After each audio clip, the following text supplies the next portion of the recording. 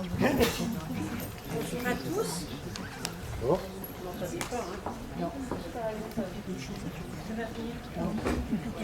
Allô, allô.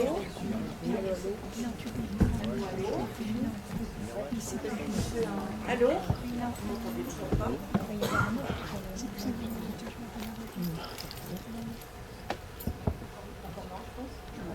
Il faut pousser vraiment le bouton vers le haut, tout en haut. Il y a l'air d'avoir plusieurs crans. Ça y est, il est vert.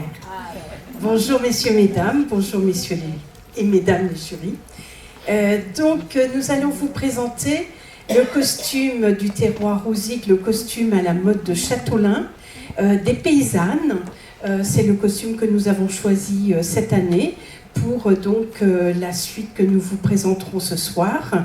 Les costumes sont des années 1905-1910 et notre reconstitution de costumes est basée sur plein de choses. Et basée d'abord sur des pièces d'origine, puisque nous avons la chance d'avoir beaucoup collecté des pièces d'origine, d'en avoir acheté. Et nous avons eu notamment lors du Covid beaucoup de gens qui ont vidé leur grenier, qui sont venus nous apporter plein de pièces.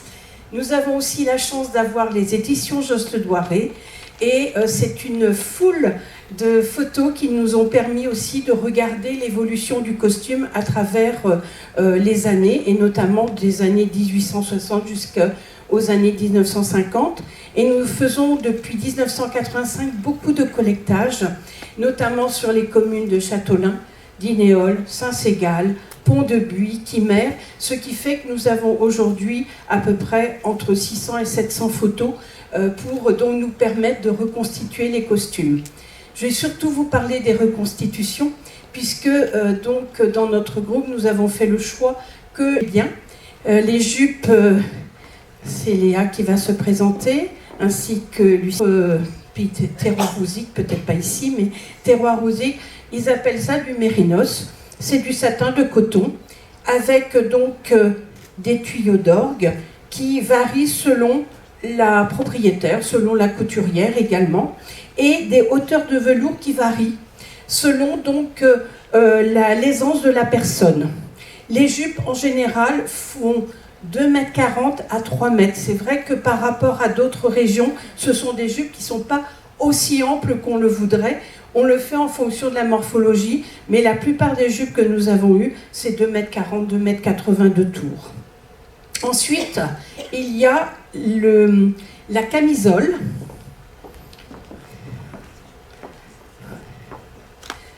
Alors la camisole, si on regarde bien, notre camisole est constituée d'un tissu toujours mérinos, avec du velours uniquement sur les manches, avec ici une couture, il y a un morceau et des morceaux qui vont venir devant. Il faut savoir que notre camisole, qu'on appelle corsage également, c'est une camisole qui est ouverte et qui est lacée uniquement par le devant, avec comme un peu un corset. Donc la camisole elle va venir se mettre en place selon la poitrine de la personne, selon sa corpulence. Et donc les lacets partent du bas, ils montent et on serre en fonction de ce qu'on a besoin. Ça permet également d'être un bon maintien pour ce qu'on appelle le croisé.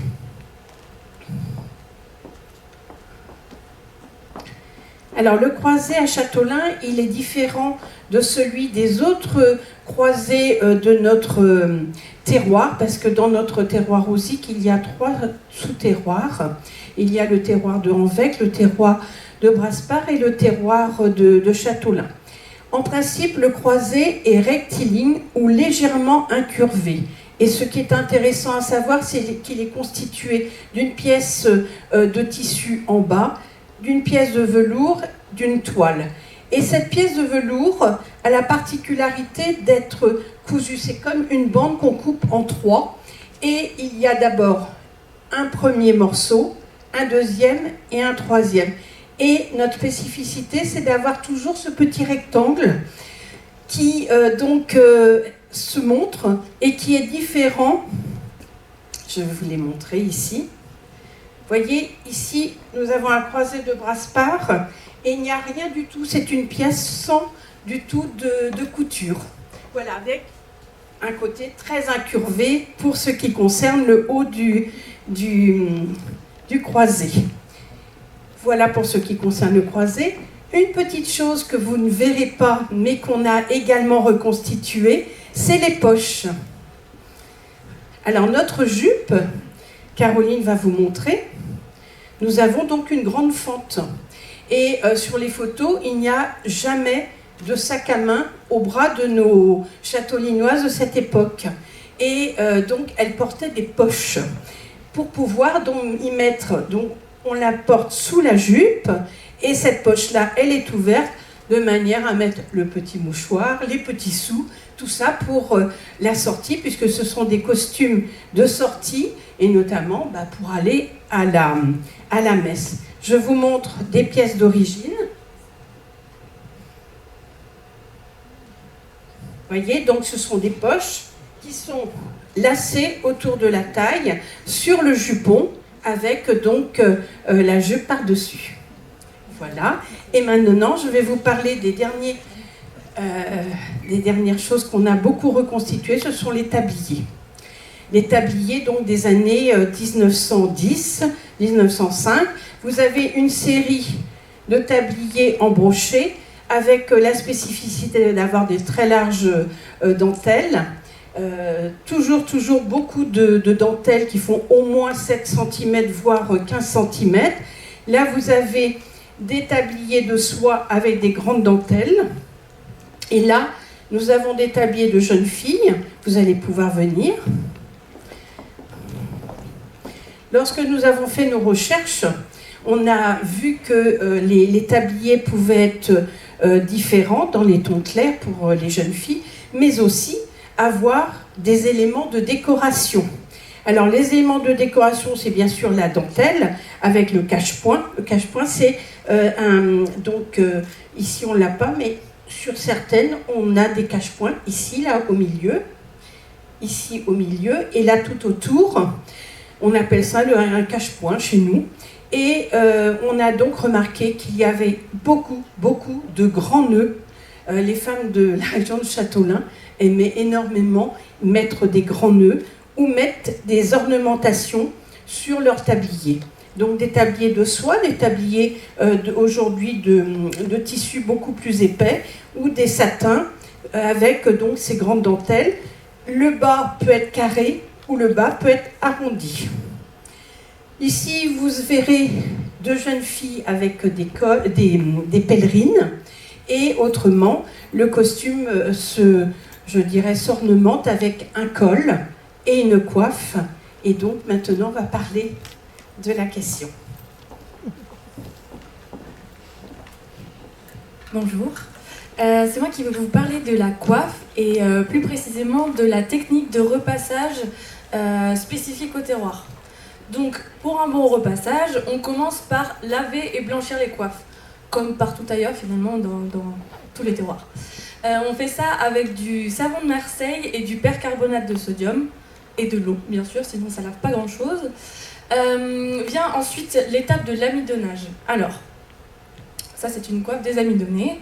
L'amidon, on va dans un premier temps utiliser de l'amidon cuit, réalisé avec de l'amidon de riz, de la cire de bougie et du bleu de méthylène. Et petite astuce, si vous voulez savoir si vous avez réussi votre amidon, la pâte doit être translucide. Okay ? Cette pâte, on vient l'appliquer sur le tissu, on malaxe bien pour faire pénétrer et on enlève bien tout l'excédent sur tous les tuiles doivent être bien ouverts. Il ne faut pas qu'il y ait d'amidon qui reste, sinon c'est un effet pas propre. Ensuite, on laisse sécher la coiffe et à cette étape-là, il n'y a que les lacets qui ne sont pas amidonnés. Dans un deuxième temps, on va retremper la coiffe dans un lait d'amidon cru, cette fois-ci réalisé avec de l'amidon de blé et de l'eau. Et là, on fait bien attention à imbiber également les lacets. Et après toute cette étape, après avoir coché toutes les étapes de notre liste, on va pouvoir commencer le repassage. D'ailleurs, pour ne pas gâcher notre travail, on va utiliser un chiffon pour pas cuire l'amidon qu'on vient d'appliquer et qui n'est pas encore sec. Donc je vais prendre l'autre. On commence par repasser les ailes. Elles doivent être bien droites, sinon elles gondolent et ça fait un effet qui n'est pas propre. Ensuite, on repasse le fond et pour finir, les lacets. Le fond, on va venir le travailler en pliant par le milieu et sur l'envers de la coiffe. On marque le pli et ensuite, on rabat chaque côté. Hop. Les repasseuses avaient fini leur travail, elles laissaient la coiffe sécher dans ce pliage-ci. Donc une fois séché, on passe au montage. Le montage, ça va être le lacet qui vient entourer le fond et il est noué à l'arrière avec un nœud plat et fixé par 2 épingles blanches. Les ailes vont être repliées et maintenant